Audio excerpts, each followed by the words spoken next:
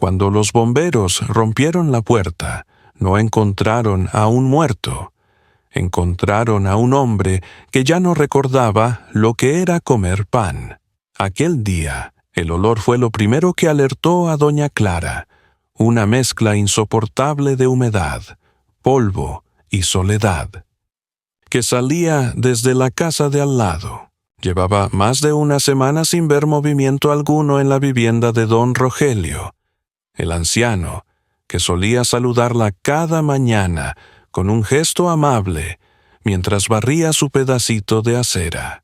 Al principio pensó que tal vez su hijo lo había llevado al hospital, pero algo dentro de ella no la dejó tranquila.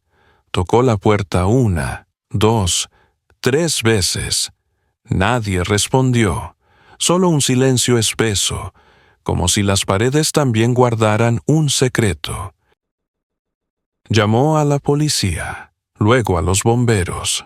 Cuando ellos llegaron y forzaron la entrada, la escena que apareció ante sus ojos fue tan desgarradora que uno de los jóvenes tuvo que salir a respirar. Don Rogelio estaba sentado en el suelo de la cocina, cubierto por una cobija sucia, con las manos temblorosas y los labios resecos. Frente a él había un plato roto y, en sus dedos, un pedazo de cartón húmedo que intentaba masticar con lentitud. No levantó la mirada de inmediato, solo murmuró con voz quebrada: «Pensé que era pan». Aquella frase cayó como piedra sobre los corazones de los presentes. Nadie entendía cómo un hombre de 80 años había llegado a ese punto. Los vecinos, que miraban desde la calle, repetían en voz baja que su hijo lo visitaba de vez en cuando, que lo cuidaba a su manera. Pero la verdad, como muchas veces pasa, era otra.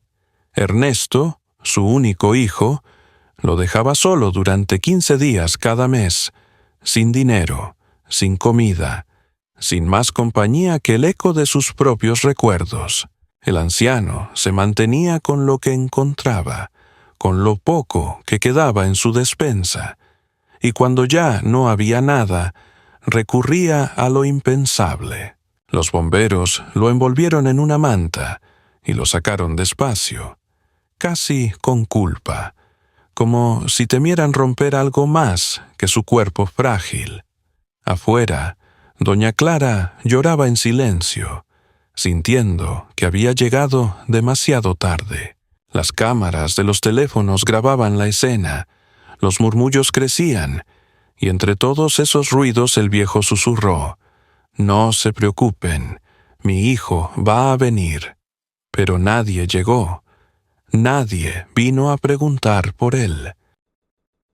Esa imagen, la del anciano con la mirada perdida, con los labios resecos y la dignidad rota, quedó grabada en la memoria del barrio. Sin embargo, detrás de esa puerta rota y de ese cuerpo débil, había una historia mucho más profunda, hecha de sacrificios, de promesas y de un amor que se fue desmoronando con los años. Una historia que empezó mucho antes de ese día en que los bomberos cruzaron el umbral. Pero para entender cómo llegamos aquí, hay que retroceder unos años atrás. Yo me llamo Rogelio, y durante muchos años la madera fue mi idioma, mi manera de entender el mundo y de ganar el pan sin pedirle nada a nadie. En el taller que armé con mis propias manos, entre serrín y olor a barniz, aprendí a escuchar la paciencia del pino y la tosudez del encino, a leer los nudos como si fueran arrugas de una cara querida, y a dejar que el tiempo secara las piezas sin apurarlas, igual que se cría a un hijo, con cuidado, con disciplina y con cariño, porque así me enseñó mi padre, y así quise enseñarle yo a Ernesto, cuando era un niño de ojos grandes, que me miraba trabajar como si las vetas guardaran secretos que solo los hombres buenos podían abrir. En aquellos años, la vida era más simple, o quizá yo estaba demasiado enamorado de la rutina para notar las grietas. Me levantaba temprano, prendía el braserito para el café de olla, y, mientras el hervor soltaba canela y piloncillo, escuchaba a mi esposa cantar bajito, con ese tono humilde que solo tenían las mujeres que saben que la casa no es una carga, sino el corazón del día.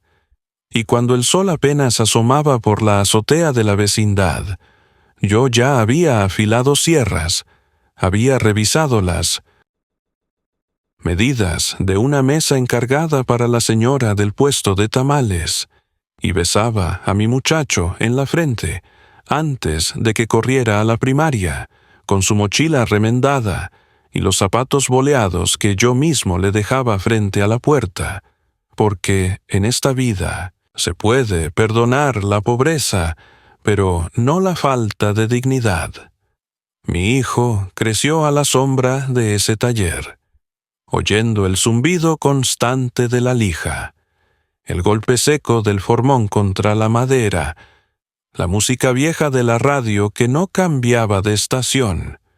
Y yo creí que, si le enseñaba a cuidar las cosas, él me cuidaría a mí cuando la fuerza empezara a irse, como se van las tardes de febrero, sin que uno se dé cuenta, nada más un poco de frío en los huesos y el cansancio que llega más temprano. Aquellos años se quedaron marcados por pequeños rituales que todavía puedo oler si cierro los ojos.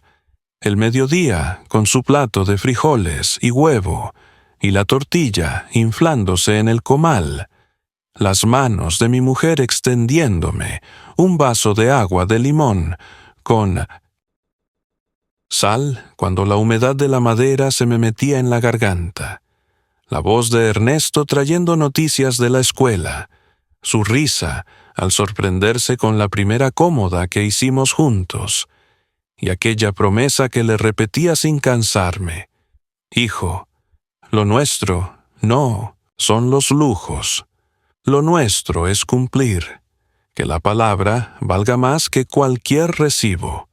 Y él asentía con un gesto serio, que a mí me parecía nobleza, aunque ahora no sé si la nobleza de un niño es también una puerta a la culpa de un viejo, porque uno deposita sobre esos hombros pequeños la esperanza de no morir desamparado, y la esperanza, cuando no se mide, se vuelve una carga silenciosa. Luego vino la enfermedad de su madre, y con ella aprendí que hay sonidos que ninguna herramienta puede arreglar: el de la tos cuando pega en el fondo de la espalda, el de los pasos que se vuelven cortos, el del plato que apenas se toca, y el de la cama que cruje más por los insomnios que por el peso. Fueron meses de idas y venidas al hospital, de recetas que parecían escritas en otro idioma, de juntar monedas para pagar el taxi de regreso, de rezar en voz baja frente a una veladora mal recortada, y de tragarme el llanto para no asustar a Ernesto, que ya era un adolescente flaco y silencioso, con un orgullo que yo confundí con fortaleza, y que empezó a quedarse más tiempo fuera, quizá por miedo, quizá por esa confusión de los 15 años donde nada encaja, y cualquier dolor ajeno se vuelve insoportable. Cuando su madre murió, la casa quedó demasiado grande para solo dos, y el taller se volvió un refugio antes que un trabajo, un lugar donde yo podía seguir oyendo su canto, al menos en mi memoria, y donde podía esconderle a mi hijo la tristeza convertida en hábito, porque en nuestra cultura, usted lo sabe, los hombres no lloran en voz alta, mueven la mandíbula, se sacuden el polvo y siguen.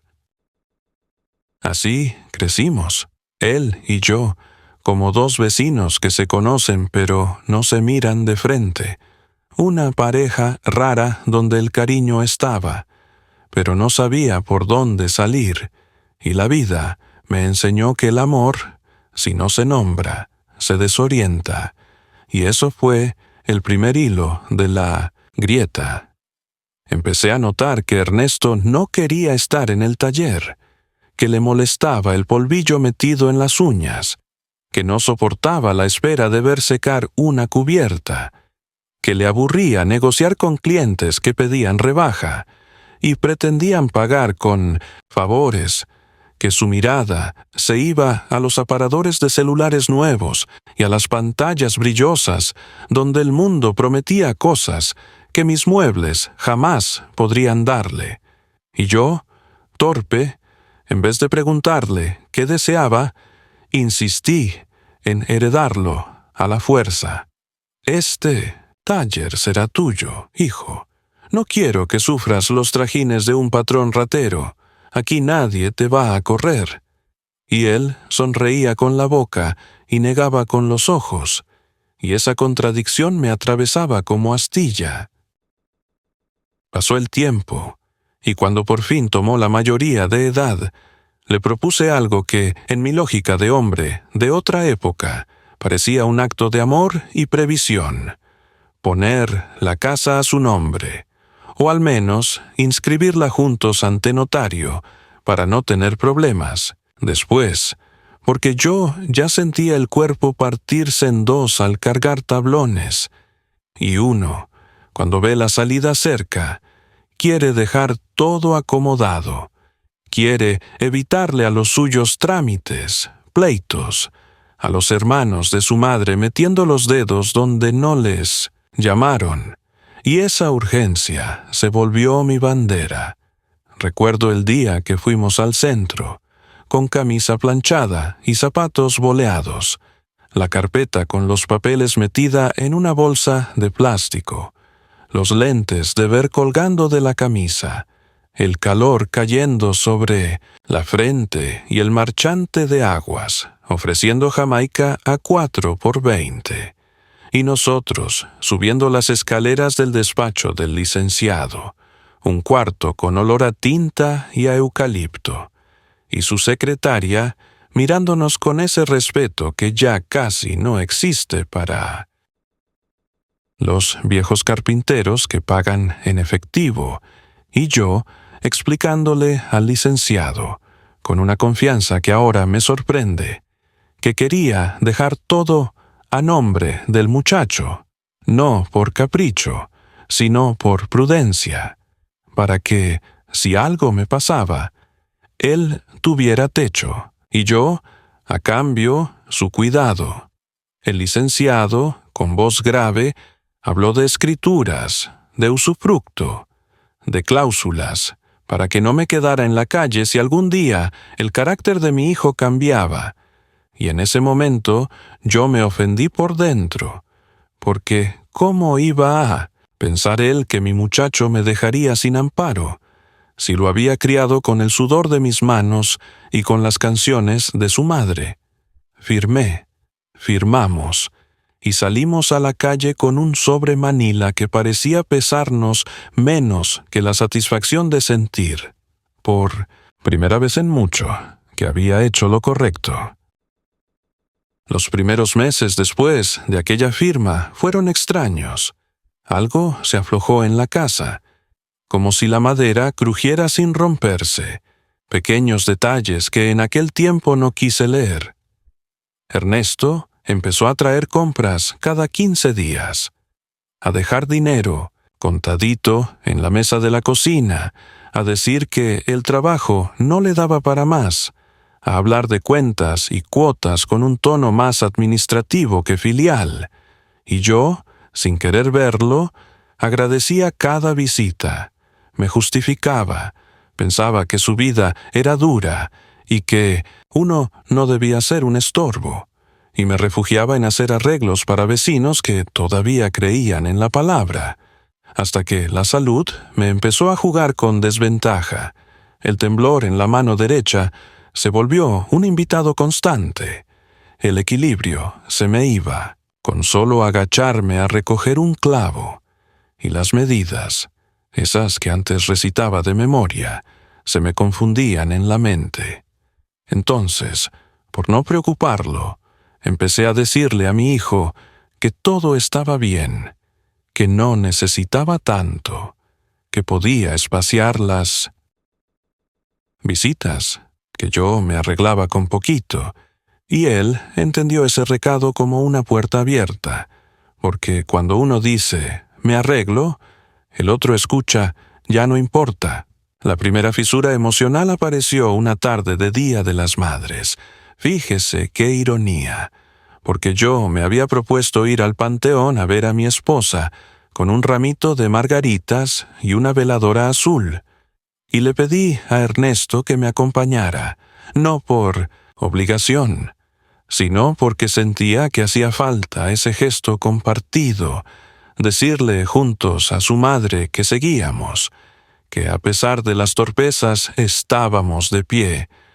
Me contestó por teléfono, con prisa, que tenía un compromiso, que lo postergáramos para el sábado, que no pasaba nada por ir otro día, y yo, con la flor en la mano, entendí que la memoria pesa distinto para los hijos, que el calendario del duelo cambia de generación en generación, y que si yo no cuidaba el ritual, nadie lo cuidaría. Esa noche no cené, no por falta de hambre, sino por miedo a tragar la amargura. Fotografías pequeñas siguieron marcando la pared. El día que vendí una sierra para pagar el gas, y él me dijo, sin mirarme, «Así son las cosas. Papá, tenemos que adaptarnos». La vez que perdí el recreo de los viejos del parque porque no tenía para el camión, y él me aseguró que el próximo fin se ponía al corriente. La mañana en que se llevó varios libros de la estantería, la Biblia de mi esposa, el recetario manchado de café, el álbum de recortes, para hacer espacio. Y yo lo dejé porque pensé que así ordenábamos la casa y el espíritu, sin notar que un hogar sin papeles y sin imágenes se vuelve un cuarto de alquiler. Y cada una de esas escenas fue una pequeña astilla bajo la uña, esas que no matan pero inflaman, esas que uno deja pasar, hasta que, de repente, duelen al roce de la sábana. Así llegaron los años, uno encima del otro, como tablones apilados en el patio esperando ser trabajados, y yo cada vez más cansado, cada vez más resignado a vivir con poco, cada vez más agradecido por migajas que en otros tiempos me habrían parecido una ofensa. Y sigo pensando que el amor por los hijos nos recorta la voz y nos vuelve ingenuos, porque donde hacía falta decir, «Hijo, me estás soltando la mano», yo preferí tomar la suya a escondidas, como si él tuviera que sostenerme sin darse cuenta para no asustarse. Aquella fue, sin saberlo, la raíz del desastre, el catalizador de un destino que ahora suena trágico, pero entonces se disfrazaba de prudencia, porque ese día, en el notario, cuando el licenciado nos ofreció una cláusula de cuidado y manutención a cambio de la cesión anticipada, yo dije, «No hace falta, confío en mi hijo». Y Ernesto guardó silencio, un silencio cortés que, con los años, aprendí a leer como una distancia. Y cuando uno firma sin condiciones, lo que entrega no es solo una casa, es la llave del propio pudor. Y el pudor, una vez que se va, cuesta el doble volverlo a llamar. Yo no invento culpables.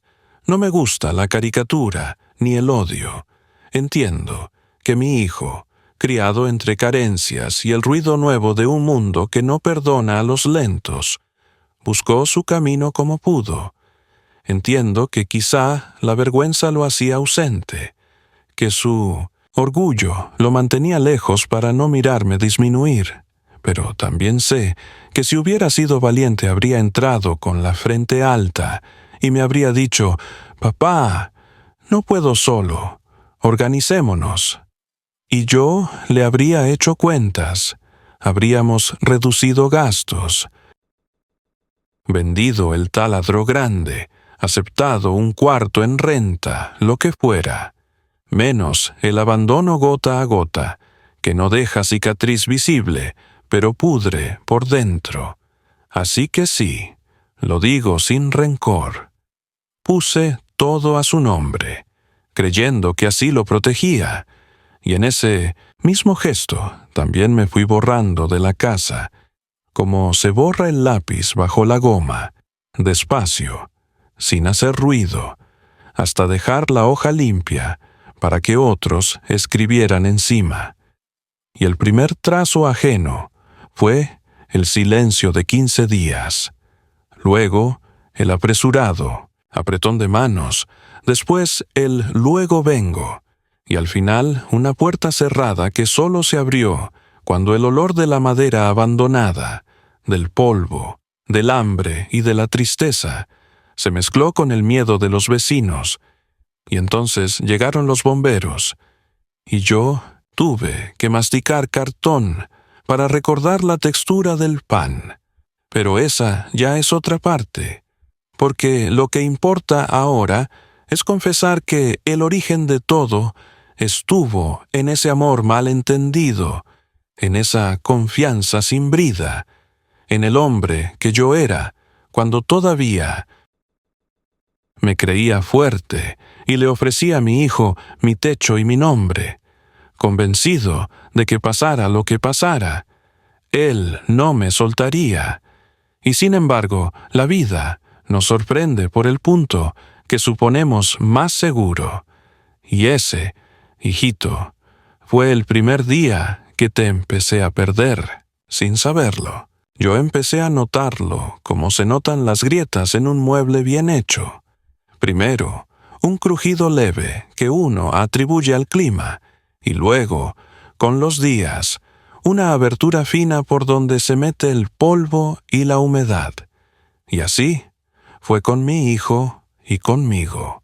Al principio, sus ausencias me parecieron asuntos de trabajo, compromisos, vueltas que cualquiera entiende porque la ciudad traga horas y escupe cansancio, y yo mismo le decía que no se preocupara, que con dejarme algo demandado cada 15 días y revisar que el tanque de gas no estuviera vacío era suficiente.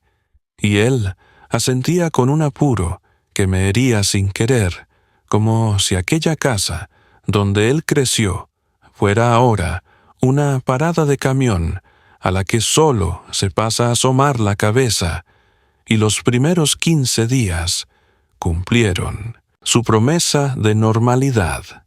Dejó arroz, una bolsita de frijol, tortillas envueltas en un trapo, 2 latas de atún, un paquete de galletas Marías que yo estiré con café de olla hasta que la humedad las volvió tristes, y un billete doblado que me hizo sentir cuidado, aunque el número fuera modesto. Pero, al segundo, 15 ya no fue igual. Llegó tarde, dejó menos, habló por teléfono durante todo el rato que estuvo en la cocina, y me lanzó desde la puerta un «Luego vengo a arreglar la llave del lavabo», que nunca se concretó. Y en la noche, mientras escuchaba la gotera marcar el ritmo de una paciencia que ya no me alcanzaba, comprendí que la casa empezaba a organizarse alrededor de su falta. Los días tomaron la costumbre de alargarse en silencio. Yo barría el patio, regaba las macetas de mi esposa, como quien le reza a un altar, arreglaba cajones viejos por puro reflejo, y cuando cerraba los ojos, volvía a oler el barniz que ya no podía pagar, y a veces me sentaba frente a la máquina de coser que ella dejó vacía, solo para sentir su presencia en el rumor que mi memoria inventaba, pero el hambre, cuando no se atiende, se vuelve puntual y obstinada, y yo aprendí a economizar la saliva y el fuego, a medir el agua con la misma precisión con que antes medía las tablas, a convertir una tortilla en dos, a engañar la panza con un caldito aguado. Y ahí fue cuando apareció doña Clara, como un faro menudo del otro lado de la barda. Primero, con preguntas prudentes. «¿Todo bien, don Roche?» Y luego con pequeñas ayudas disfrazadas de torpezas. «Me sobró un poco de sopa. ¿Me hace el favor de no dejar que se vaya a perder?» Y yo me hacía el digno, pero aceptaba, porque reconocer la mano tendida no quita hombría, la devuelve. Ella fue la primera en notar que mis camisas olían a encierro, y que mi barba, por falta de pulso, se había convertido en sombra. Me ofreció una maquinita prestada, y vino un día a ayudarme a afeitarme con una delicadeza que me devolvió el espejo, y no dijo nada, cuando yo, por vergüenza, le solté esa broma barata de «no me vaya a cortar», que a mis 80 la sangre cuesta. Solo sonrió con esos ojos que entienden lo que uno no confiesa. Y fue ella también quien escuchó a Ernesto, una tarde, hablarme como no se habla a un padre. «No te pongas dramático. No puedo estar detrás de ti a cada rato». Y yo, tragando saliva para no hacer de aquella cocina un teatro, le respondí: «Quedito, no te pido eso, hijo. Nomás pido que me avises si no vendrás, para no esperarte con la puerta abierta».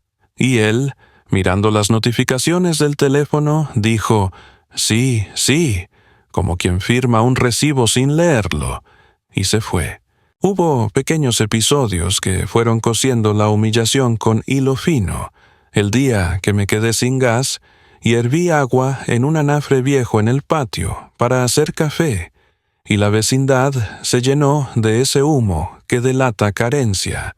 El día en que pedí fiado 1 kilo de tortilla y el muchacho nuevo de la tortillería, que no me conocía de los tiempos en que yo llevaba encargos para medio barrio, me miró con desconfianza y me dijo «no se puede, don», y volví a casa con las manos vacías, masticando el orgullo como si tuviera cáscara, y el día en que la tubería del baño goteó lo suficiente para mojar la alfombra, y yo resbalé y caí sentado, sin lastimarme más que el respeto, pero quedándome ahí unos minutos bajo la lámpara amarilla pensando que esa imagen, un viejo en el suelo, nadie debería verla, y menos un hijo, y esa noche recé por la fuerza de levantarme sin hacer ruido, como si la oscuridad me sirviera de cobija. Ernesto fue espaciando su visita de 15 en 15, hasta volverla trámite. Entraba, dejaba una bolsa con menos peso, contaba el dinero de una cartera raída con el mismo gesto con que se cuentan los días que faltan para el cobro. Decía una frase inocente que a mí me perforaba: «me alcanza para esto», y se iba. Y yo, no sé si él notaba que dejaba la puerta abierta detrás de él, quizá como símbolo de que la casa quedaba en pausa, o tal vez para no tocar la cerradura que un día juró arreglar. Cuando por fin un domingo le pedí que me acompañara al centro de salud, porque el mareo se me hacía costumbre, mandó un mensaje horas después: «se me complicó, pa». Y yo respondí que no importaba, que iría otro día, aunque ya no encontraba la tarjeta del doctor ni el frasco de pastillas para la presión. Y ahí fue cuando doña Clara cruzó por primera vez el umbral, con una autoridad que no pedía permiso, me llevó del brazo, hizo fila conmigo, regañó suave a la enfermera cuando sugirió que yo no entendía bien las indicaciones. Él entiende todo.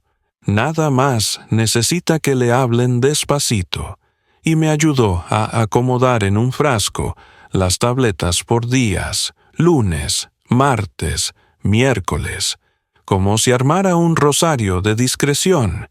Y yo me prometí que no dependería de nadie, que esa generosidad sería la excepción, que mi hijo volvería a su deber, que la madera, aún vieja, podía sostener otra temporada. Pero las promesas sin acciones se quedan livianas y se las lleva el viento de la costumbre. Y la costumbre, en la pobreza, lo es todo. El tercer 15 llegó con una excusa más larga que el mandado. Ernesto habló de deudas, de un curso que le iba a abrir puertas, de unos amigos que le conseguirían trabajo mejor pagado si se movía a otro lado. Y yo, con el corazón apretado como tornillo, le dije que no me opusiera a sus vuelos, que solo no me dejara sin brújula. Y él, molesto por su propia impotencia, murmuró eso que todavía me duele: no me chantajees.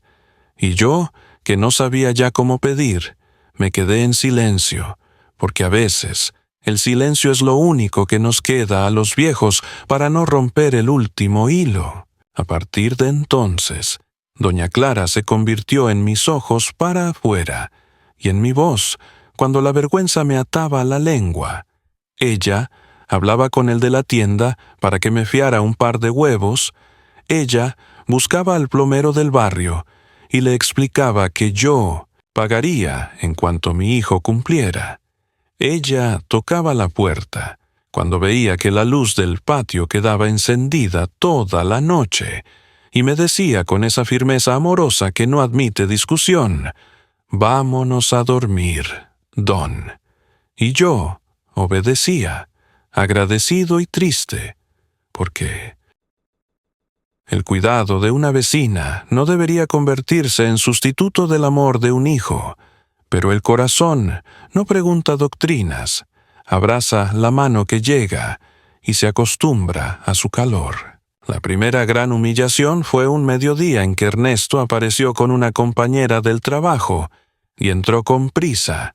Abrió la alacena como si buscara tesoros que no estaban, y me pidió frente a ella un recibo que yo no tenía.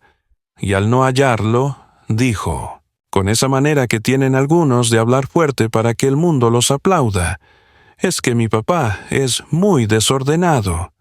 Y yo asentí como si fuera cierto para protegerlo de su propia vergüenza. Y la muchacha sonrió incómoda, dijo que se tenían que ir, y yo me quedé con un ardor en la cara más fuerte que el del sol. Me lavé las manos, aunque no hiciera falta. Restregué los dedos bajo el chorro, como si pudiera quitarme el apodo de encima. Me serví agua, y me la tomé de un trago para no llorar, y en ese acto chiquito comprendí que la injusticia no siempre llega a gritos. A veces entra con susurros que te cambian el nombre. Después vino el episodio de los papeles, un viernes de lluvia en que yo, buscando un recibo de luz para aclarar una confusión con la CFE, encontré una carpeta con la escritura donde ya no estaba mi nombre como debía estar, y aunque sabía que lo habíamos hecho, esa hoja con su tinta ajena me hizo sentir inquilino en mis propios recuerdos. La guardé sin decir palabra, porque la segunda escalación pertenece a otro momento. Pero la sensación de ser huésped en la casa donde uno enseñó a caminar al hijo metió frío en los huesos, y ese frío no se quita con cobijas, se quita con presencia, y esa era la que faltaba. Con el tiempo, el calendario marcó momentos que antes eran fiesta, y que ahora se volvieron espejos. El Día del Padre, donde Ernesto escribió por WhatsApp un felicidades, sin tilde ni acento humano. La Navidad, en la que me dejó una caja de galletas y dijo que pasaría a cenar si se podía, y no se pudo.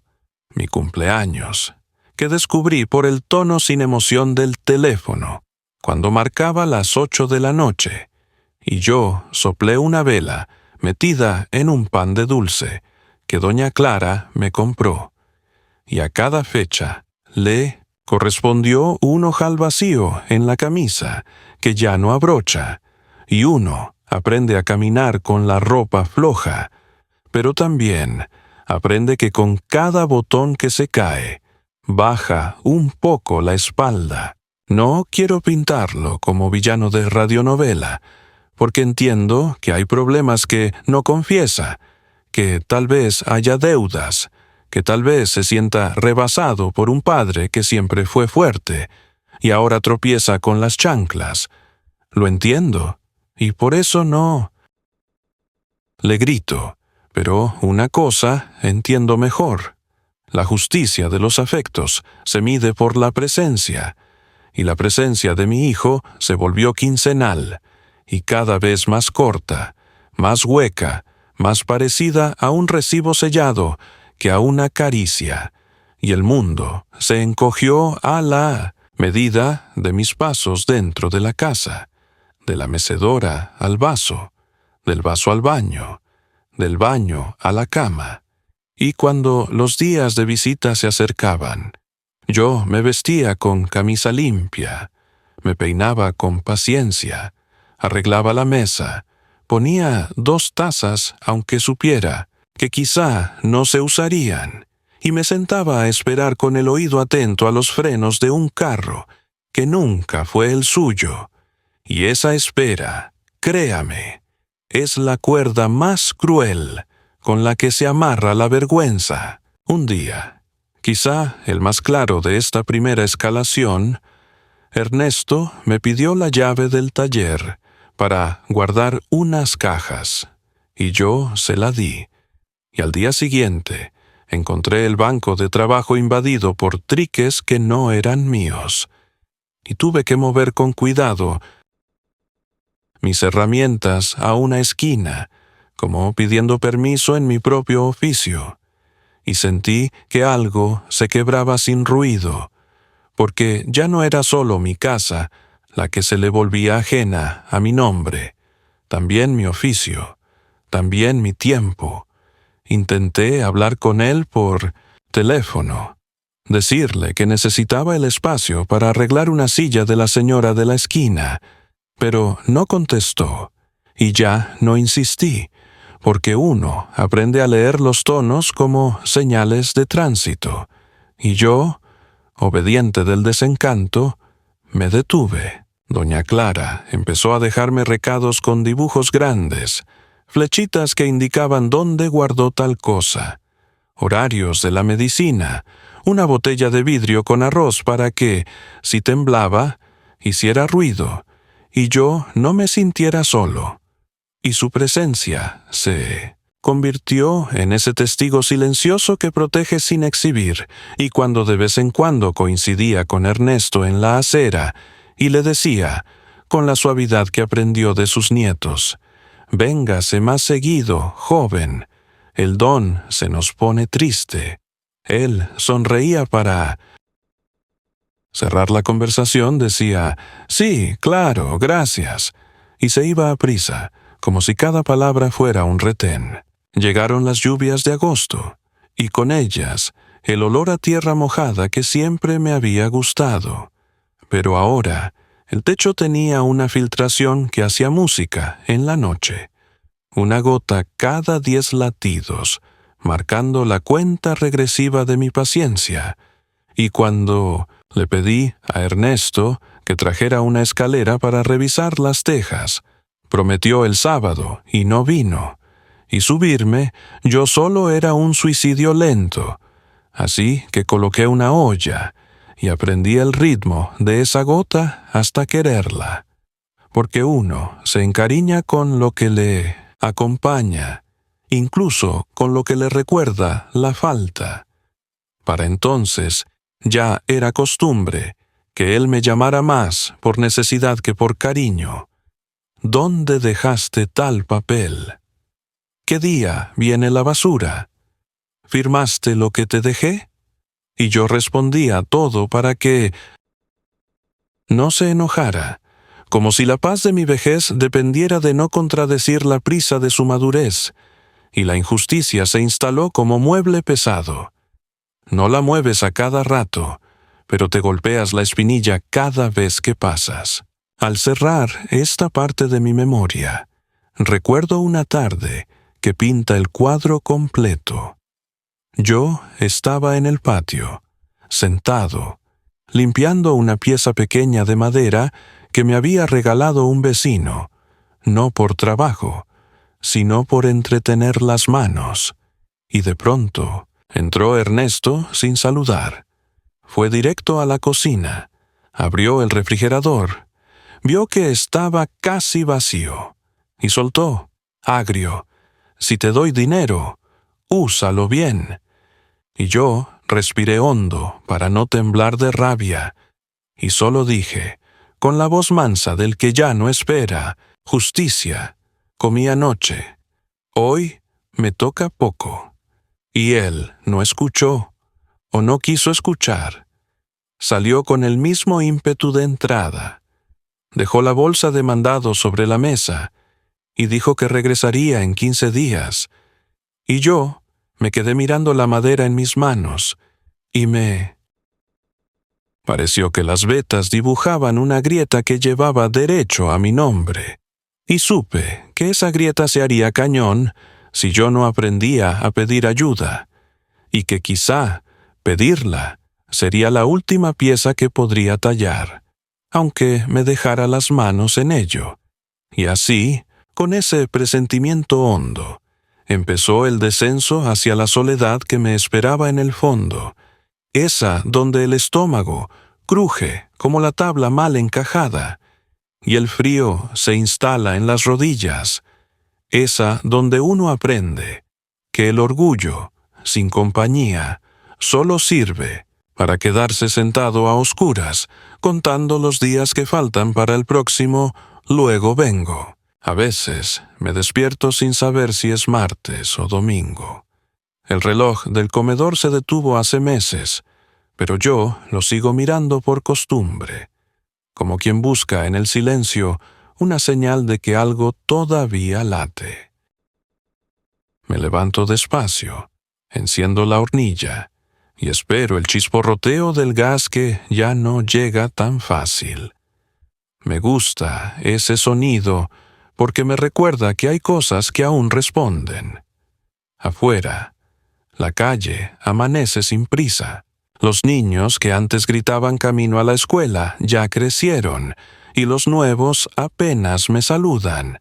La voz del radio apenas se escucha entre el ruido de los camiones, y el sol tarda en asomarse a este rincón de la vecindad.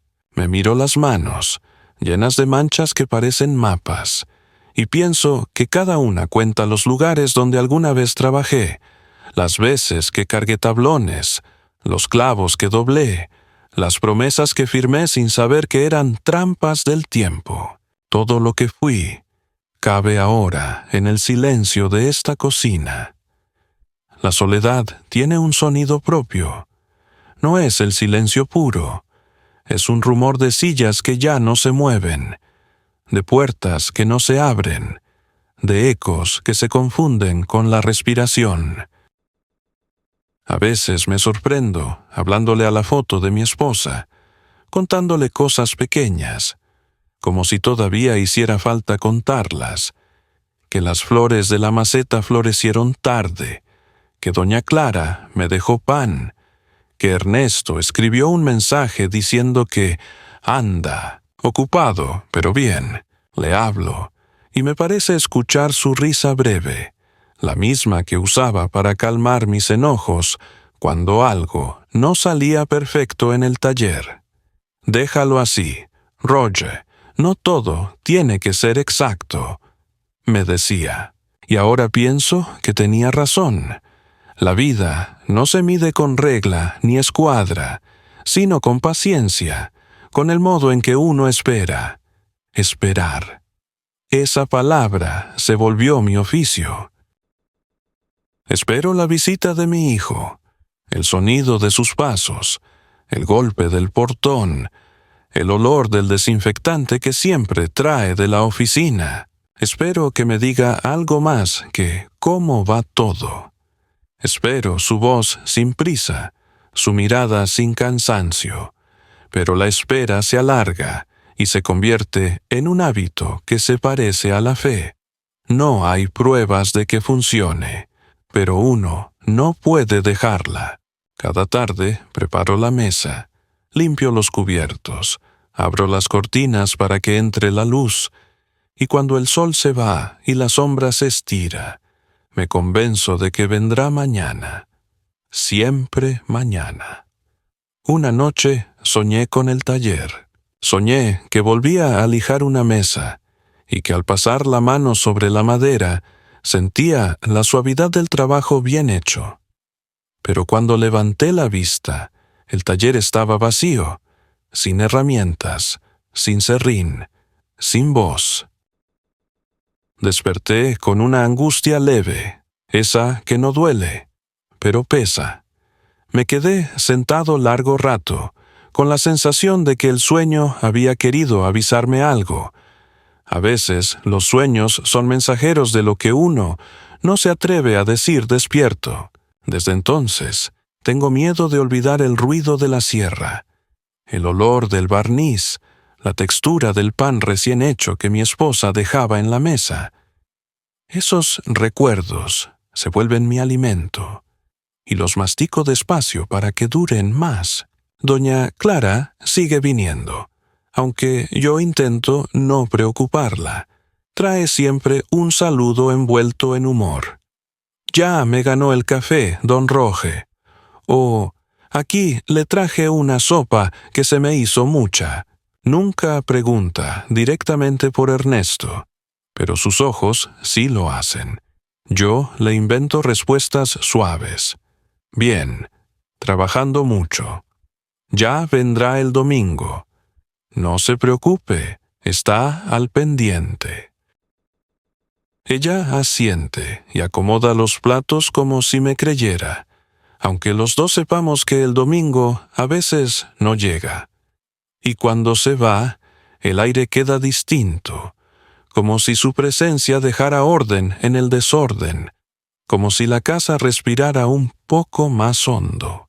Los días se parecen cada vez más entre sí, no hay sobresaltos, solo pequeñas variaciones. El vuelo de las palomas en el tejado, el olor del pan recién horneado que trae el viento de la panadería, el timbre de algún vendedor que grita tamales oaxaqueños, y yo que ya no tengo monedas, pero igual agradezco el sonido. Así es la vida cuando se encoge. Uno aprende a medir el mundo por lo que escucha, no por lo que toca. Una tarde, mientras arreglaba un cajón viejo, encontré un recorte de periódico con una entrevista que me hicieron hace años, cuando gané un concurso de carpintería local. Había olvidado ese papel. En la foto aparezco más joven, con una sonrisa torpe y un trofeo de madera en las manos. El periodista me preguntó entonces qué significaba el trabajo para mí, y respondí sin pensarlo. Significa dejar algo que dure más que uno. Esa frase me regresó como un golpe suave. La leí varias veces, hasta que la tinta se mezcló con el temblor de mis dedos. Sí, eso quise siempre, que algo mío quedara. Pero ahora no sé si quedó algo realmente. Mi taller cerrado, mis herramientas guardadas, mi hijo distante, mi casa convertida en espacio prestado. Tal vez lo único que perdura son las palabras, aunque nadie las escuche. A veces pienso en llamar a Ernesto, pero no sé qué decirle. No quiero reprocharle, no quiero suplicarle. Solo quiero oír su voz como antes, sin peso. Me imagino que contesta y me dice, «¿Qué pasó, pa?» Y yo le respondo, «Nada, quería saber cómo estás», y que la conversación dura unos minutos sin incomodidad, con risas pequeñas. Pero no sucede. El teléfono, ese pedazo de metal que tanto promete, guarda más silencios que respuestas. El cuerpo también me pasa la cuenta. Subo las escaleras con calma, midiendo el aire, y cuando llueve, los huesos anuncian la tormenta antes que el cielo. Me canso más, sí, pero no me quejo. En el fondo, uno aprende a convivir con sus límites como con viejos amigos que vienen a recordarte que ya no estás en edad de correr. Sin embargo, lo que más pesa no es el dolor del cuerpo, sino el eco de las cosas que se callan.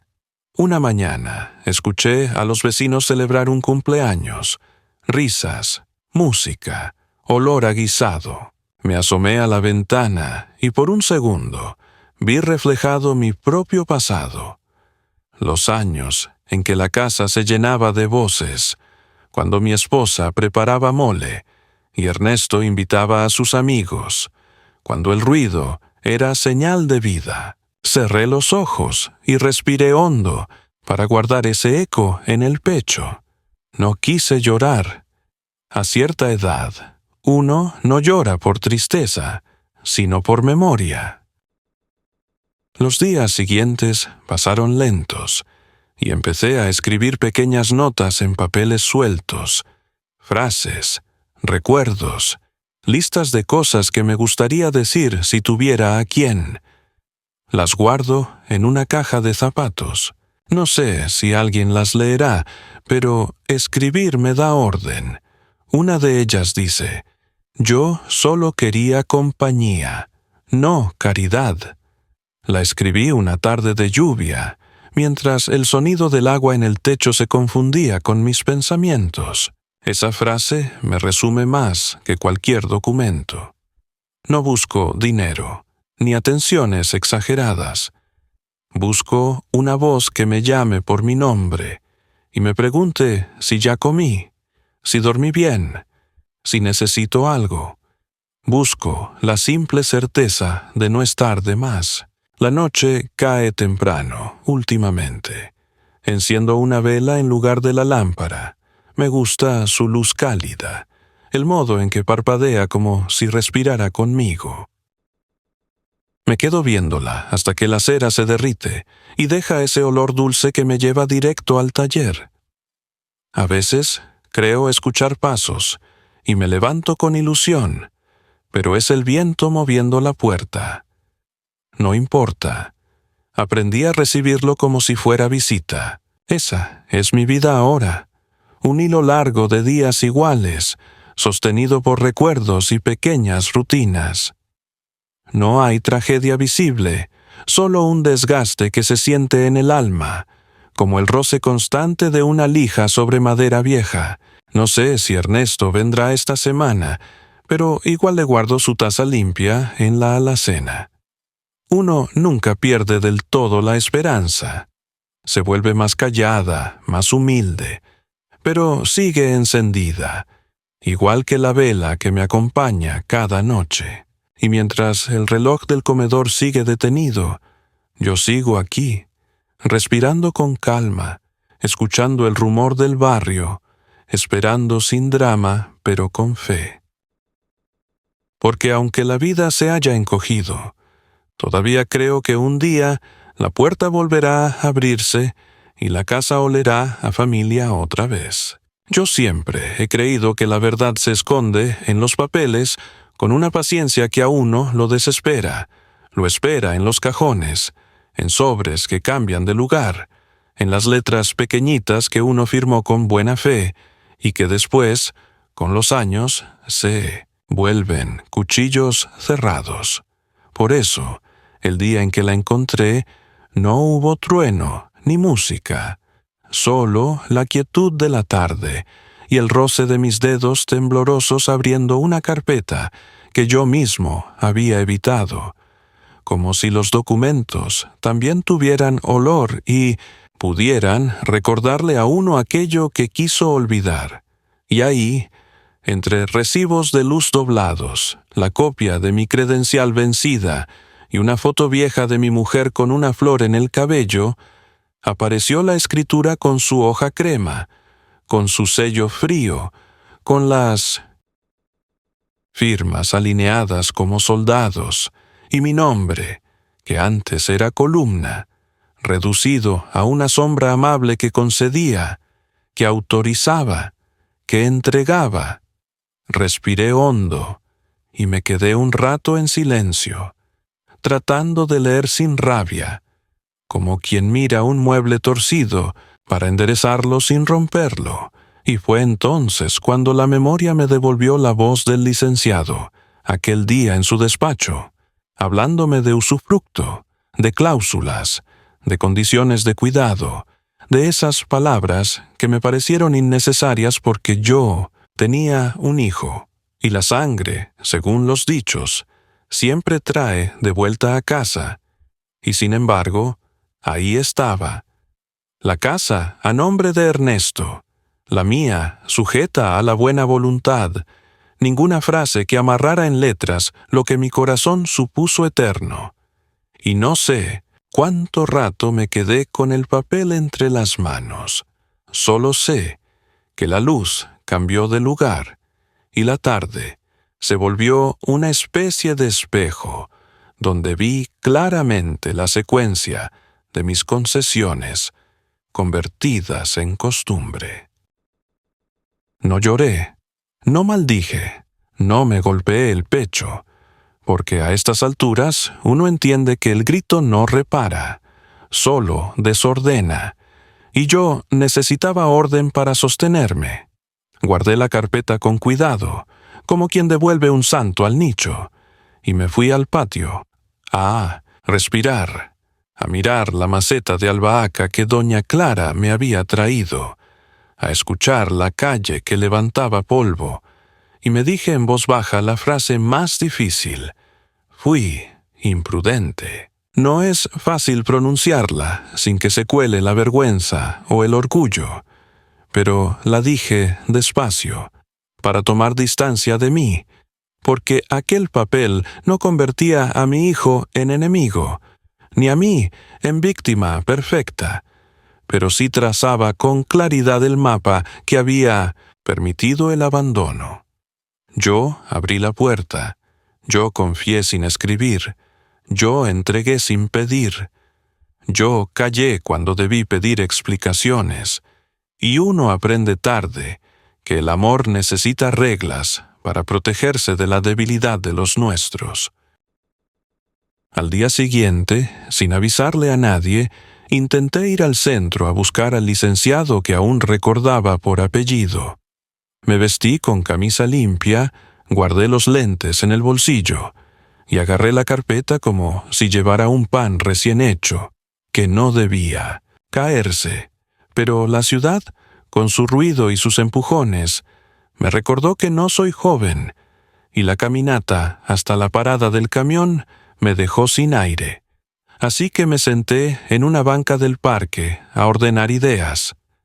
Ahí fue donde me encontró doña Clara, que iba de regreso del mercado con una bolsa de naranjas y la mirada atenta con que cuentan las abuelas las sombras del día, y sin hacerme preguntas que me expusieran. Me ofreció medio litro de agua y se sentó a mi lado. Y yo, que no quería dramatizar, le dije que necesitaba orientación para revisar un documento, nada más, y que tal vez el licenciado de antes ya no estaría, y ella, tan simple, dijo que en el DIF de la colonia daban asesorías legales gratuitas, que podríamos ir juntos a preguntar, que no. Tenía que firmar nada, solo escuchar, y su manera de decir «podríamos» me aflojó la rigidez con que yo cargaba el sobre, porque, a veces, el plural es la cuerda que te saca del pozo. Fuimos. El edificio no imponía. Era un lugar modesto con sillas de plástico y pósters pegados con cinta. Y en la ventanilla, una trabajadora social con el cabello recogido nos recibió como si ya supiera que a los viejos hay que hablarles del lado del respeto, no de la lástima. Me pidió el nombre completo, la edad, el parentesco con Ernesto, y cuando le mostré la copia de la escritura, me preguntó, sin juicio, si había algún documento complementario que estipulara obligaciones de cuidado, un contrato privado o una carta compromiso, y yo negué con la cabeza recordando el «no hace falta» que dije tantos años atrás. Ella, con paciencia, me explicó que existían figuras legales que protegían a los adultos mayores cuando hacían donaciones o cesiones anticipadas, que podía revisarse si hubo vicios de consentimiento, si la edad, la condición, el estado emocional, pero sobre todo si existía un acuerdo de hecho que no se cumplía. Y mientras hablaba, la licuadora de la oficina de al lado hacía un ruido doméstico que me dio seguridad, como si la vida siguiera a pesar de las palabras mayores, y yo asentía, entendiendo por primera vez que mi historia cabía en reglas, que no era solo tristeza dispersa. Nos asignaron una cita para la semana siguiente con un abogado de guardia. Tomé el papel con el horario como quien toma una medicina, que quizá cure más el alma que el cuerpo, y nos despedimos. Al llegar a casa, la vecina me ofreció quedarse un rato, pero le dije que estaba bien, que necesitaba acomodar en mi mesa no solo los documentos, sino el pensamiento, y me dejé caer en la silla con una mezcla rara de cansancio y alivio, como cuando uno se saca una astilla que llevaba días picando. Duele un momento, pero luego el dedo descansa. Esa noche me senté a escribir en la caja de zapatos una nota que rezaba: «La verdad no es venganza». La pegué con un pedacito de cinta en la puerta del cuarto para verla al despertar, porque sabía que, si me dejaba llevar por los agravios, me torcería el ánimo, y yo quería llegar a la cita con la columna recta de quien pide justicia sin gritar. La semana se me fue en rutinas pequeñas y en ejercicios de memoria. Saqué copias de todo lo que tenía. Arreglé mis notas con fechas aproximadas de visitas. Armé una lista de testigos posibles. La señora de la tienda que me fió un par de veces. El plomero que vino cuando reventó la llave del patio. 2 vecinos que me han visto solo más de lo que se presume. Y ordené cada sobre con una etiqueta escrita a mano. Escritura, mensajes, recibos, salud, como si estuviera armando un mueble delicado que no puede llevar clavos, solo ensambles.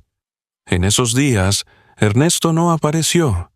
Dejó un mensaje breve un jueves en la noche diciendo que el trabajo estaba duro, que el tráfico, que luego pasaba, y yo le contesté: «Cuídate». Nada más, no lo culpé, no lo invoqué, porque comprendí que la discusión por teléfono se vuelve ruido, y lo que yo necesitaba era volumen bajo para escucharme. Llegó la cita con el abogado y fuimos puntuales. Doña Clara se sentó conmigo como familia, aunque nadie nos preguntó el parentesco, y el licenciado, un hombre joven, con cansancio en los ojos, pero trato de maestro de primaria, me pidió que le contara, desde el principio, sin adornos. Hablé de mi taller, de la muerte de mi esposa, de la firma imprudente, de las visitas quincenales que se volvieron trámite, y cuando llegamos a los días más vacíos, me detuve, no por pudor, sino por lealtad a mí mismo, porque no quería que mi tristeza se volviera espectáculo. Y él comprendió, no insistió, solo dijo que con lo aportado ya había elementos para solicitar una valoración de vulnerabilidad y, si era necesario, una intervención para garantizar mi cuidado inmediato y revisar la legalidad de la sesión, y agregó algo que me sacudió sin asustarme. La dignidad también es un derecho, y esa frase, tan simple, me devolvió una fuerza que creía perdida, porque yo siempre había pensado la dignidad como una obligación personal, una tarea, un deber de no venirse abajo, y de pronto alguien me decía que también era algo que el Estado y los otros debían respetar en mí, y ese reconocimiento fue como un vaso de agua fría en día de calor. El licenciado me pidió copias, nombres, horarios aproximados. Me sugirió que no borrara ninguna conversación del teléfono, que, si podía, consiguiera de la tienda una constancia de los fiados, y que platicáramos con calma con Ernesto antes de cualquier demanda, buscando un acuerdo. La justicia más rápida es la que se pacta con verdad, dijo, y yo asentí agradecido, porque tampoco quería ver a mi hijo arrinconado por la ley. Quería verlo obligado por la verdad a la mirada, que es otra cosa. Salimos con una carpeta de hojas membretadas que decían «Atención a persona mayor» y una hoja con un número para emergencias. Esa noche dormí mejor, no porque todo estuviera resuelto, sino porque ya no estaba solo con mi silencio. Y eso, cuando se es viejo, es un milagro modesto. Al día siguiente, toqué la puerta de Ernesto con una calma que me sorprendió. Llevaba la carpeta y una bolsa con 2 panes que compré en la esquina, porque en mi casa todavía se conversa con algo en la mesa, y él tardó en abrir. Me miró como si no esperara verme y, antes de dejarme pasar, preguntó qué se me ofrecía. Una frase dura que yo tuve que ablandar por dentro para que no me lastimara. Entré sin reproches. Le dije que necesitaba hablar como hombres, sin gritos, y que prefería empezar por algo sencillo. Revisar juntos la escritura y acordar un plan de cuidado que nos dejara en paz a los dos. Me miró con esa defensa que no es contra uno, sino contra su propia culpa, y dijo que no tenía tiempo, que trabajaba, que si quería dinero, me lo daría. Y yo respiré, y le expliqué que no se trataba de dinero solamente, que se trataba de presencia, de cumplimiento, de un compromiso que no quedó escrito, pero que estaba entendido cuando firmamos. Y saqué el papel del DIF. Se lo mostré con respeto, y le dije que, antes de ir más lejos, quería escuchar su versión, porque en la mesa caben las 2 verdades. Y él, incómodo, volvió la vista hacia la ventana, y dijo que yo exageraba, que doña Clara me llenaba de ideas, que él siempre había estado al pendiente, aunque no siempre pudiera venir, y que la casa ya no era un asunto que pudiera moverse a capricho, porque él tenía planes.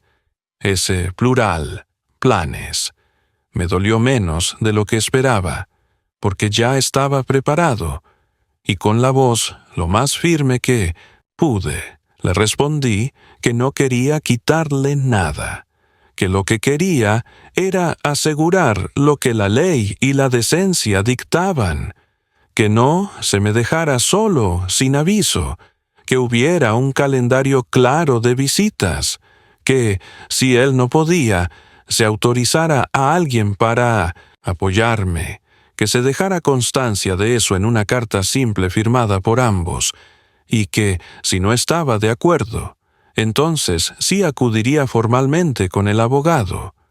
No lo amenacé. Le ofrecí la salida digna que también lo salvaría a él, porque la verdad, cuando se firma, limpia a los dos. No llegamos a un acuerdo ese día, pero planté la semilla. Regresé a casa cansado y, sin embargo, con el pecho más suelto, porque había descubierto no solo el documento que explicaba mi desprotección, sino la voz que podía defenderme sin rompernos del todo.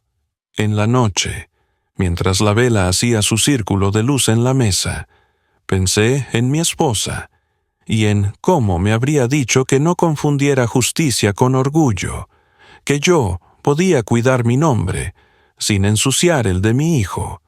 Y esa fue la guía que me prometí seguir. Pasaron 2 días y tocaron la puerta 2 personas del DIF, una trabajadora social y un paramédico amable que solo quería tomar signos y preguntar si necesitaba algo urgente.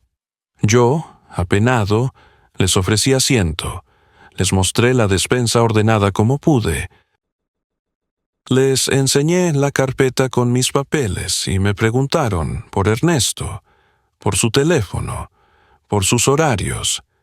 No hicieron juicio, tomaron nota, y me explicaron que la intervención buscaba asegurar mis condiciones mínimas y abrir un canal de diálogo con mi hijo, que tal vez bastaría una reunión con un mediador para acordar lo que a solas nos rebasaba. Acepté, di las gracias, y cuando se fueron, me quedé con una sensación rara, mitad alivio, mitad vergüenza, porque uno se acostumbra a resolver solo y cuesta admitir que la vejez también es un territorio que necesita escolta. Me prometí quedarme del lado de la verdad, sin exagerar ni omitir. En esos días, la presencia de doña Clara creció sin invadir, con su discreción de ángel de barrio. Me acompañó a sacar copias, anotó por mí lo que yo olvidaba, habló con la señora de la tienda para pedirle los comprobantes de mis fiados y me dejó en la mesa una libreta con columnas que ella misma dibujó para registrar las visitas de Ernesto con fecha y hora. No para acusar, don Roge, para que usted se haga justicia con su memoria.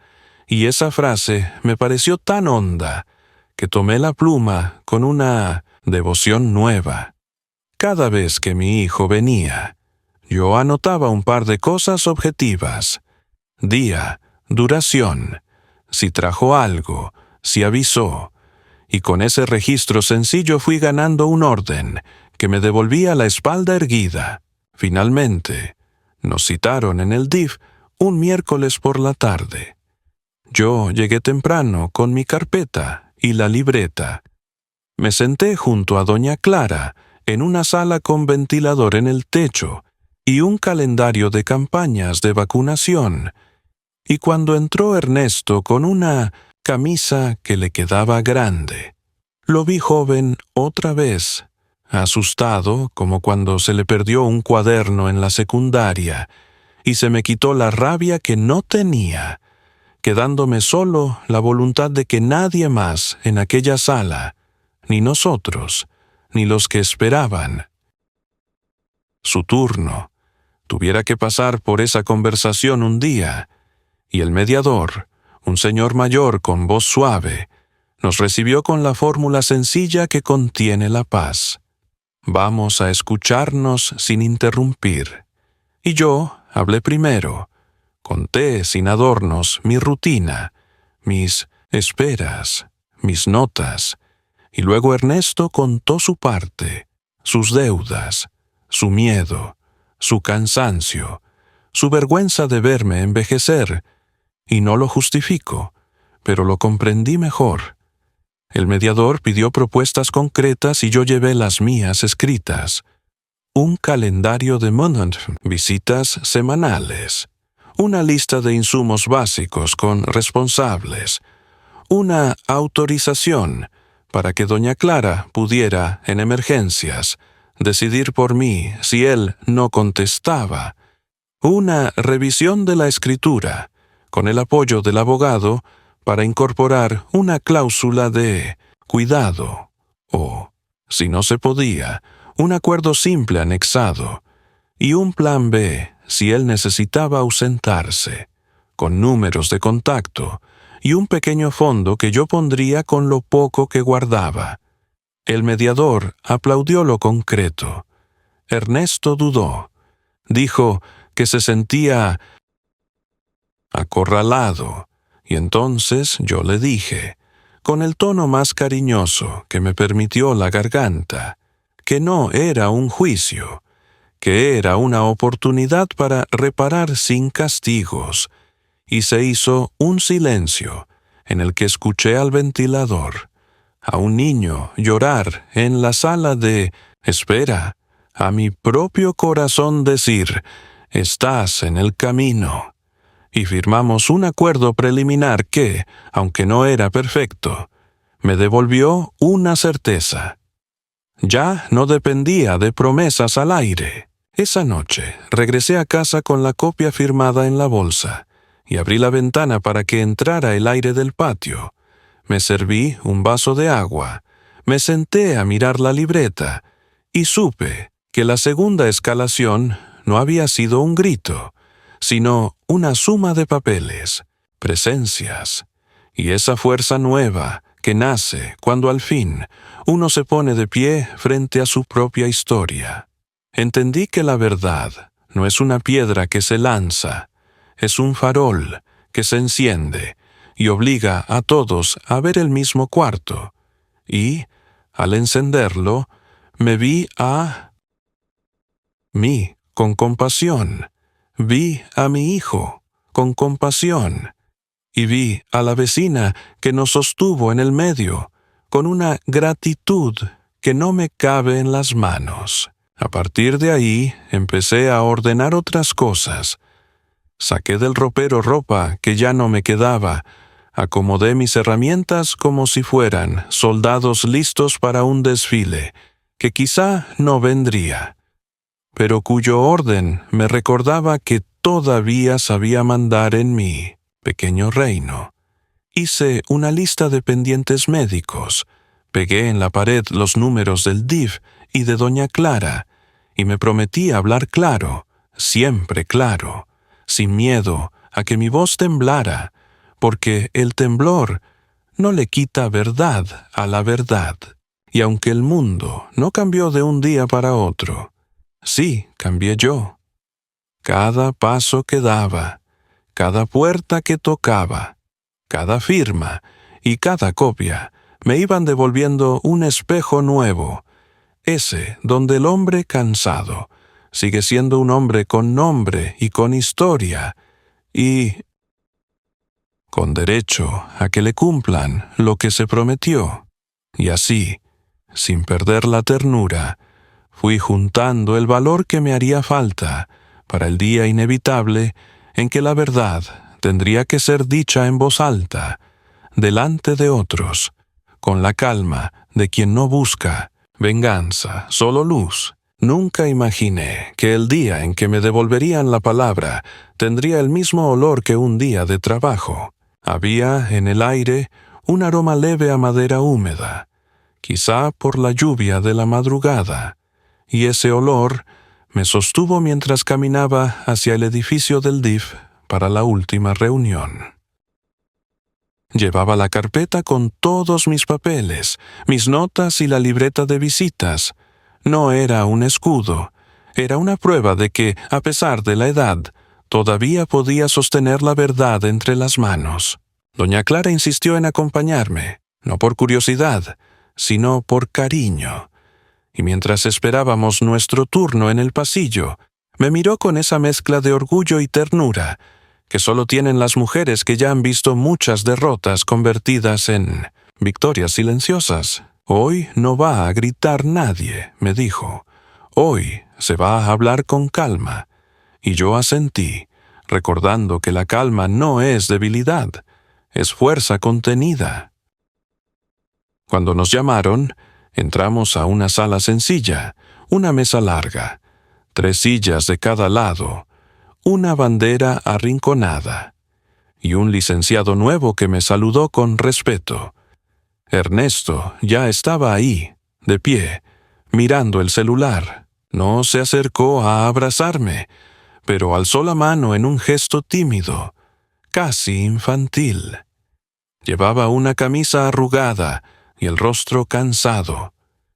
Lo miré y por un instante vi al niño que un día se escondía detrás de mis piernas cuando el perro del vecino ladraba, y me dolió, no por lo que había hecho, sino por lo que la vida nos había quitado a los dos.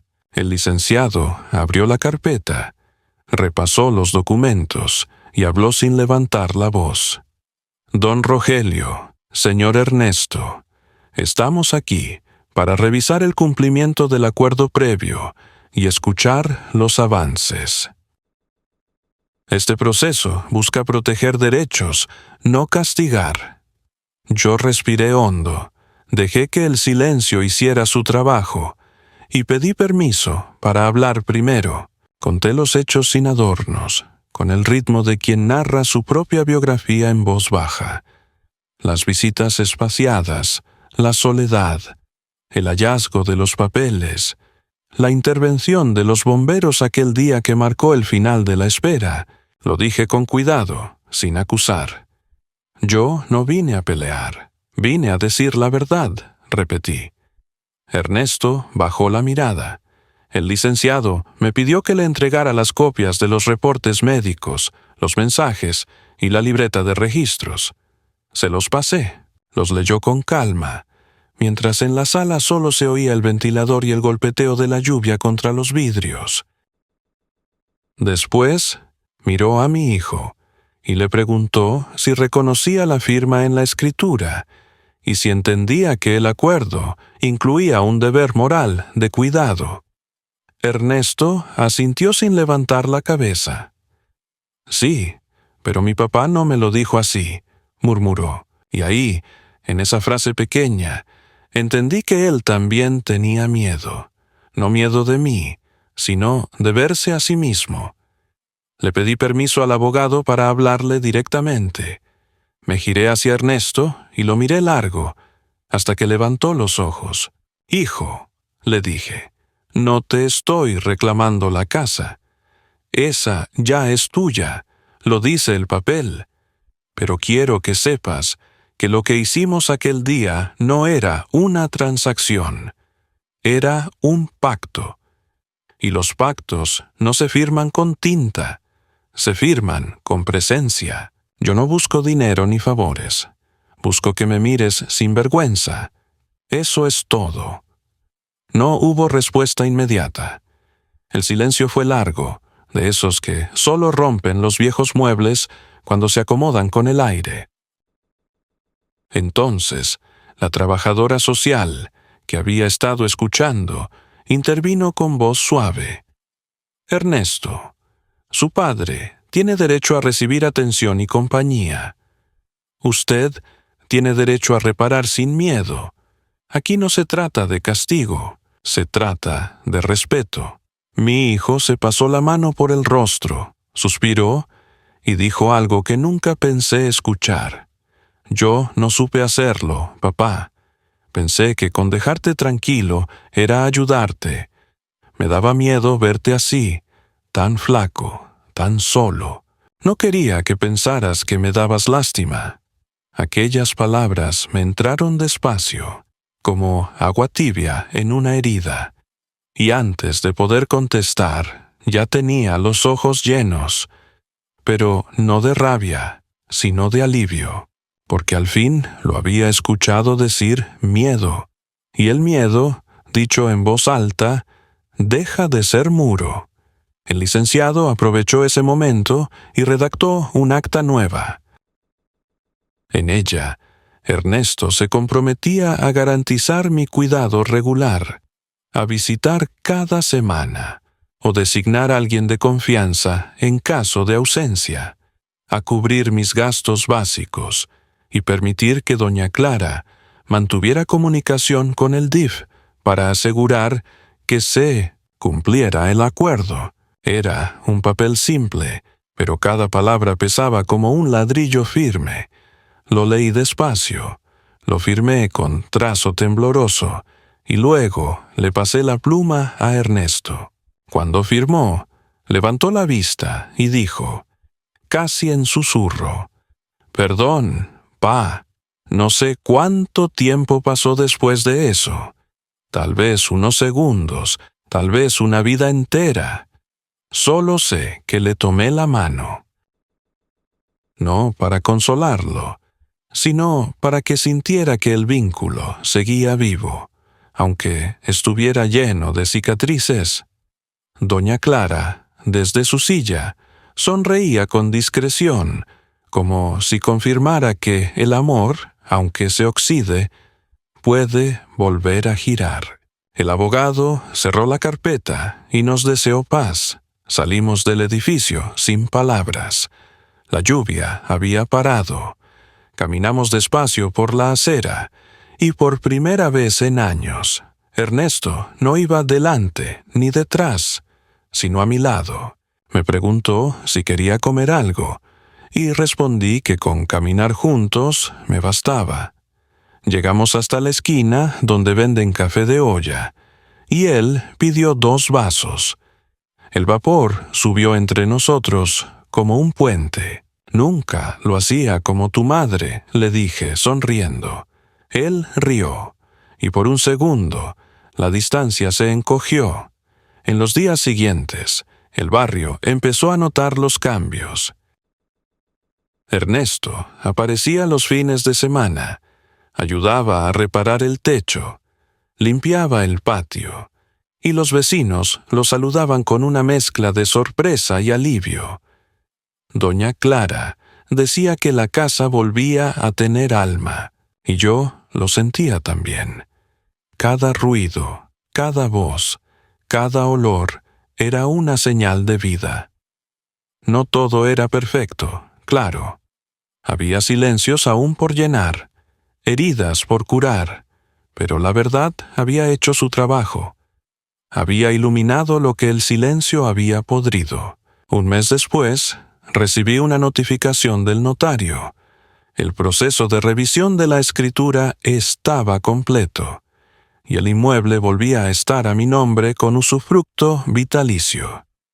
No lloré al leerlo, solo sonreí y recé bajito. No era un triunfo legal, era una restitución moral. Era la vida, dándome una última oportunidad de cerrar el ciclo con dignidad. Esa tarde, invité a doña Clara y a Ernesto a tomar café en el patio. Hacía sol, y las macetas florecían con una fuerza nueva. «Mire, don Roger», dijo ella, «hasta las plantas saben cuándo hay paz en la casa». Y sí, había paz. No la paz de quien olvida, sino la de quien entiende. Ernesto me ayudó a colgar una lámpara nueva, y mientras la luz encendía el rincón donde guardo mis herramientas, le dije sin mirarlo, «Gracias por volver, hijo». No por obligación, sino por corazón. Él no respondió, pero se quedó un rato largo en silencio, con los ojos húmedos, sosteniendo la escalera. Y yo supe que ese silencio ya no dolía. Era la pausa que sigue a la verdad. Desde entonces, he aprendido que la justicia verdadera no grita. Se pronuncia despacio, en voz baja, en el tono de las cosas que no buscan aplauso. Y cuando cae la noche y la casa guarda sus sonidos, pienso que la vida me dio, por fin, el regalo más grande: recuperar mi nombre, no en papeles, sino en la mirada de mi hijo. Y cada vez que cierro los ojos, Repito lo que aprendí de esta historia, que la verdad no castiga, limpia, que la dignidad no se hereda, se conquista, y que ningún silencio, por largo que sea, puede vencer a una voz que decide hablar sin odio. Los meses que siguieron fueron distintos, no porque de pronto el tiempo se hubiera vuelto generoso conmigo, sino porque aprendí a mirar con otra calma lo que me quedaba. La casa respiraba diferente. El aire ya no olía a abandono, sino a café recién hecho y a pan tostado.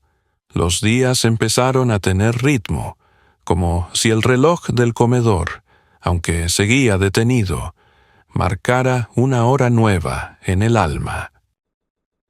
A veces me descubro sonriendo solo, al escuchar el sonido de la escoba de Ernesto en el patio o el chirrido de la puerta que él mismo engrasó. Son gestos pequeños, pero en ellos cabe el milagro de la reconciliación. Doña Clara sigue viniendo, aunque ahora lo hace más como amiga que como guardiana. Se sienta conmigo bajo el tejado y hablamos de todo y de nada. Dice que mi hijo cambió la mirada, que ya no parece cargar el peso del orgullo, sino el de la responsabilidad, y que eso, al final, es más noble. Yo asiento y pienso que los seres humanos envejecemos dos veces, una en el cuerpo y otra en la memoria, pero que cuando el corazón se pacifica, ambas edades se reconcilian. Ernesto me ayuda a regar las plantas, a organizar las herramientas del taller que poco a poco volvimos a abrir. Él no tiene la paciencia que tuve yo para la madera, pero lo intenta. «No me sale como a ti, pa», dice, y yo le contesto, riendo. «A mí tampoco me salió a la primera, hijo». A veces, cuando le veo sujetar el cepillo, me parece que el sonido de la madera, recobrando forma, es la misma música que escuchábamos hace años, la de los días en que la vida todavía nos perdonaba los errores, sin cobrarlos, con soledad. He aprendido a no exigir demasiado, a aceptar que la vida no se repara con discursos, sino con actos cotidianos, que un saludo, una visita, una mirada, pueden valer más que cualquier sentencia o documento. Y que el perdón, cuando llega, no borra lo ocurrido, pero le quita filo. Ya no guardo rencor, porque entendí que la ira es una deuda que uno mismo se cobra todos los días. Y yo ya no quiero deberle nada al pasado. Un día, al limpiar la caja donde guardaba mis notas, encontré la hoja que decía: «Yo solo quería compañía, no caridad». La leí despacio y sonreí. No la rompí, la guardé de nuevo, pero ahora con otra intención, como testimonio de que la soledad, aunque duele, también enseña, que el silencio, cuando se escucha con humildad, puede convertirse en maestro. La gente del barrio me saluda distinto ahora. Algunos me llaman Don Roge, el del milagro, otros simplemente el maestro. Y yo respondo con gratitud, no por vanidad, sino porque cada saludo es una prueba de que existo en la memoria de otros.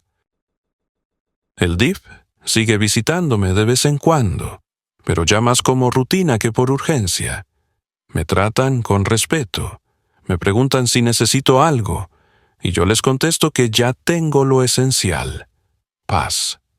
Las tardes vuelven a tener color. El sol entra de lado y tiñe la pared con tonos dorados. A esa hora me gusta sentarme en el patio con mi taza de café y mirar cómo Ernesto se despide rumbo al trabajo. Siempre dice lo mismo: «Nos vemos al rato, pa». Y aunque sé que a veces el rato puede ser una noche o una semana, ya no temo su ausencia. Ahora sé que volverá. Hace poco, Doña Clara me trajo una vela grande para el altar de muertos. Para su esposa, me dijo. La encendimos juntos, y el olor a cera se mezcló con el del café. Miré la llama bailar y sentí que por fin todo estaba en su sitio. La vida, con sus vueltas, me había devuelto lo que creí perdido: la dignidad, el afecto, la posibilidad de cerrar los ojos sin culpa. Ya no temo el futuro.